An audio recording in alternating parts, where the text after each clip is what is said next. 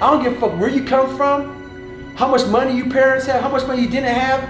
If you're able to handle yourself, know what you're about, know what you're made of, know how fucked up you are now on an even playing field with the world. So once I did that, all these people who have more money than me, where they came from, had great parents and everything, they're like, oh my God, I caught all you motherfuckers that quick. Because all the money, all the surface things go away. Because we all are human beings. That money and shit, all that material shit, doesn't matter. It's what's deep inside the core of your soul that fucking matters. And that's what I realized, man. I leveled the playing field out. Oh no, man. Because obviously I tell myself how fucked up I am. But I'm also believing you have to give yourself credit when credit's due. And I became that fucking movie and then some. Like, if you look at the Rocky movie, and I look at it now, and it's still inspirational, that scene still brings back those moments. I saw a Rocky train in the movie, but I see what I went through in real life. That movie's a fraction. That all those movies I watched that inspired me, they're all fractions of the real work I put into my life. And I don't ever talk about it enough. The amount of work I put into being who I am, I don't have enough time in the fucking day. Like, I don't talk about it. I don't brag about it. No one even knows about it. Like 99.9% of the shit I did to get to where I'm at today was alone, out there running in cold and heat, suffering in pools, trying to swim, at home in a fucking room by myself, trying to teach myself how to read and write, how to study.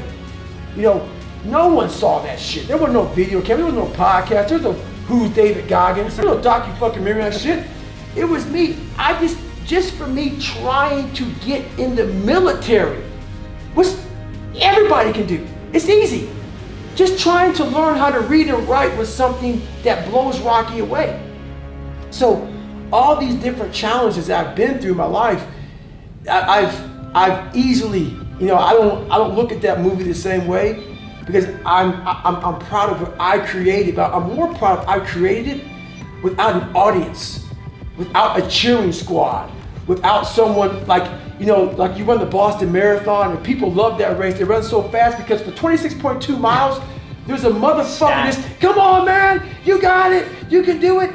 You know who you are when there's no motherfucker out there when you're running. And you're at mile 75 of a 150-mile race, and nobody cheering for you. You're broken, you're fucking defeated. It's you and you alone in your fucking head. And I stayed that way for the better part of 30 fucking years, trying to figure this shit out. And once you figure it out, you look at everybody say, hey, so you're all broken now. You know, is that how you want to be? Yep. If you could feel, if I could put my brain in your fucking head, you said the same fucking thing. You would no longer think I was fucking crazy. You no longer think I was sadistic. You realize, motherfucker, this guy found it. He found it. We're all looking for this feeling. We're all looking for this feeling. And people look at me because I don't always smile and I'm not always jovial. Nah, man, don't get it twisted, dude. People see, oh my God, look in his eyes, you see like almost an emptiness. So many people who are judging us don't understand. They don't want to look in the eyes of me. They don't want to look in the eyes and study them. What you see in me is fucking real life. That's why a lot of people resonate with me, because I skip through all the fluff. Fuck that. I can't fluff shit. I can't. Why? I don't know what that is. Life didn't present me with fluff. So I'm expressing to you what I know a lot of us are going through. A lot of us are going through fucking hell. Maybe not as bad as me, maybe worse than me. But they don't know how to express it because we're supposed to live in a fucking world where we have to talk a certain way. We have to walk a certain way. We have to act a certain way. A kinder, gentler world. Nothing gets handled in that fucking world. You stay fucked up in that world. You stay in a world of things will get better because someone said they would, and I need to find peace. No, you need to go to fucking war with yourself, man. At the end of that fucking war, you'll sit back all damaged and bruised and scarred up and fucked up, And maybe your psoas muscle is so tight that you may lose 2 inches on your fucking body. Who knows? But then that fucking war, you're gonna sit back on the couch, maybe have a fucking glass of water. If you drink a beer, you drink a beer. The war may be 30 fucking years, but when it ends, you will know what the fuck it's all about then. And then you'll find your fucking peace. You'll find your fucking peace then. But until then, you'll always be searching to find that nice, kind book that guides you beyond all your personal suffering and shit. That miracles your fucking ass to peace. It doesn't happen, man. Maybe it does for some people, but you're just scratching the surface of real life. So the first thing I would say is that if you feel insecure and less and ashamed and all of that you have to take stock. Okay, well, if you have some faults and you feel insecure and inferior because of that, well, you should. Now, it shouldn't be so much that you're crippled by it and unable to take action. You shouldn't be beating yourself into the ground because you're not everything you could be, because no one is. And if you beat yourself into the ground, then you can't get up and improve. But you have to differentiate. It's like, okay, to what degree am I being hard on myself? Counterproductively critical, hearing the voice of my too harsh and angry father in my head, right. Adopting inappropriate stereotypical representations of masculine competence. How much of my self-criticism is ill-advised? Fair enough. And you want to deal with yourself with a certain amount of care. But then along with that, there's the, well, fix your weaknesses. You know, if you're ashamed of being ignorant, you're showing up at a party because, you know, you claim to knowledge that you don't have and someone exposes you. Well, you can be angry at them and you probably will, but they've actually done you a favor. They pointed out an inadequacy is a pathway that you can travel down, right? A recognized inadequacy is, as soon it's such a gift in some sense, if it's accurate. I'm in it, because you think, well, what should I do? What should I do with my life? That's a real complicated question. Right. Oh, here's an inadequacy. Excellent, you have a goal now. Rectify it. Now, you still have to think strategically and figure out how to rectify it and do it step by step. But Carl Rogers, the psychotherapist, pointed out that the person, for therapy to be successful, the person has to want to change.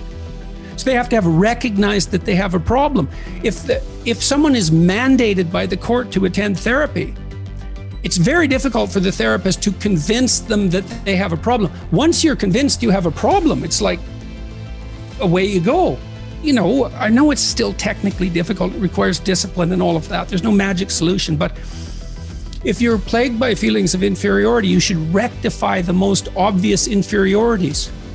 I would say that you have to rectify an inadequacy when it's clearly an impediment to your goal, or you have to shift goals. But if you're shifting goals because of an inadequacy-related impediment, then you have to ask yourself, is your desire to shift the goal reliable, or are you just taking the easy way out?